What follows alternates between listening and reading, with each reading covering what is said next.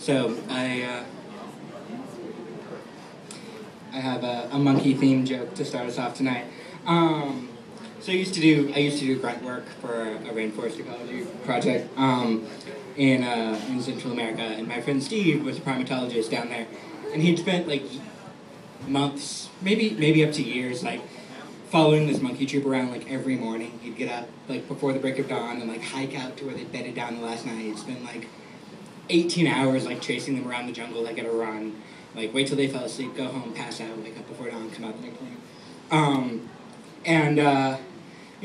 Like it took like months to like build up their trust, so they would ignore him and then start to accept him.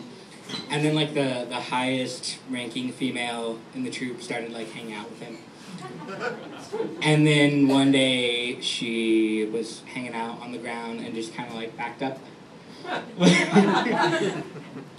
Kind of, well, just he was standing there with the clipboard and she was just like, "Hey, what's up? Come on."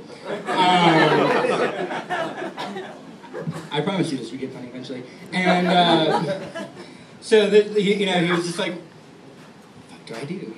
Because for starters, when he turned her down, she got really angry and hit him a bunch,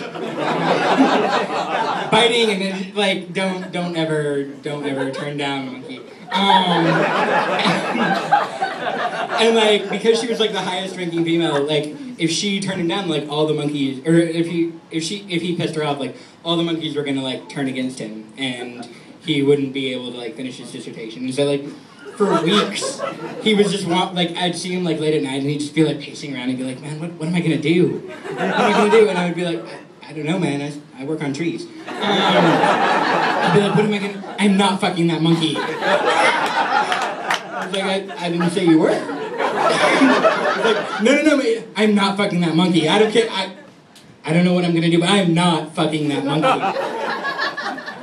And and he was like, "Well, how can I?" Well, and then he realized, like, he was not a popular, like, they'd accepted him into the troop, but he was not, like, a popular male. So he was like, "I think I may have just discovered pity sex in a maybe I can publish that? Like, then I have to tell everyone about it, and I don't know what, I'm not fucking that monkey." And just like for weeks, and like we're at the point now where I should have like a punchline and an ending to this, but I don't, because one day he just stopped talking about it. I was like, "So how did that go? How did that go?" He was like, "It took care of itself." What do you mean? He's like, "She doesn't want me to. It's fine. It's fine." And I was just like, graduated and left town.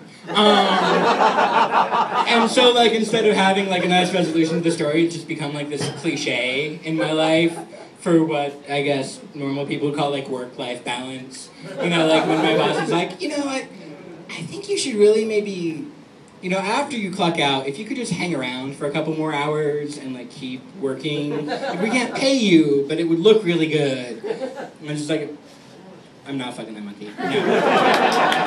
No.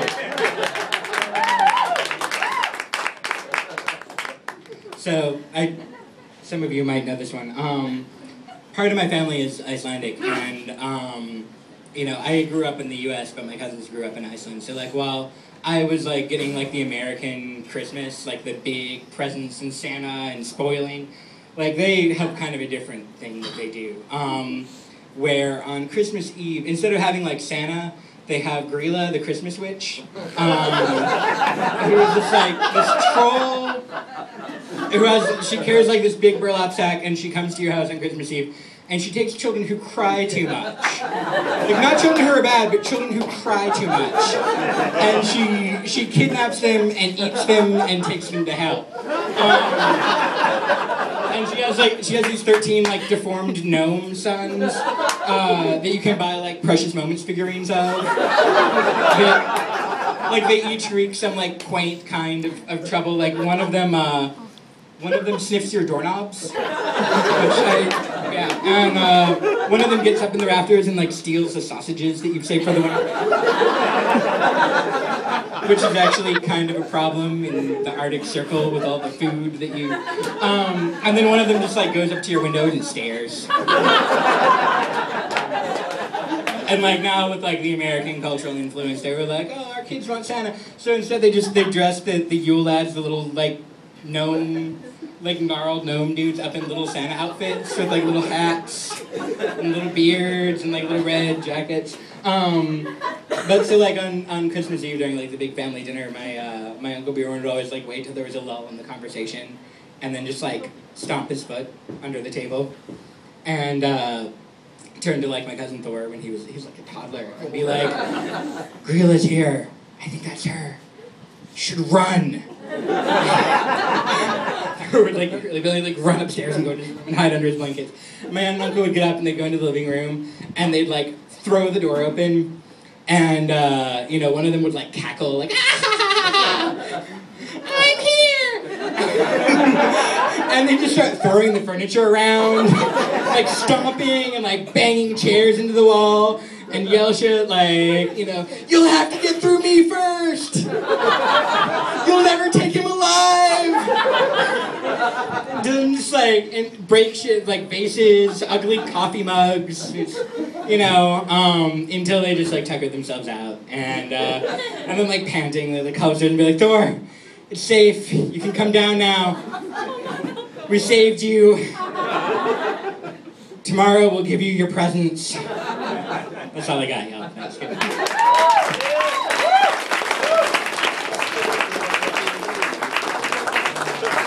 Keep it going for Ethan, everybody.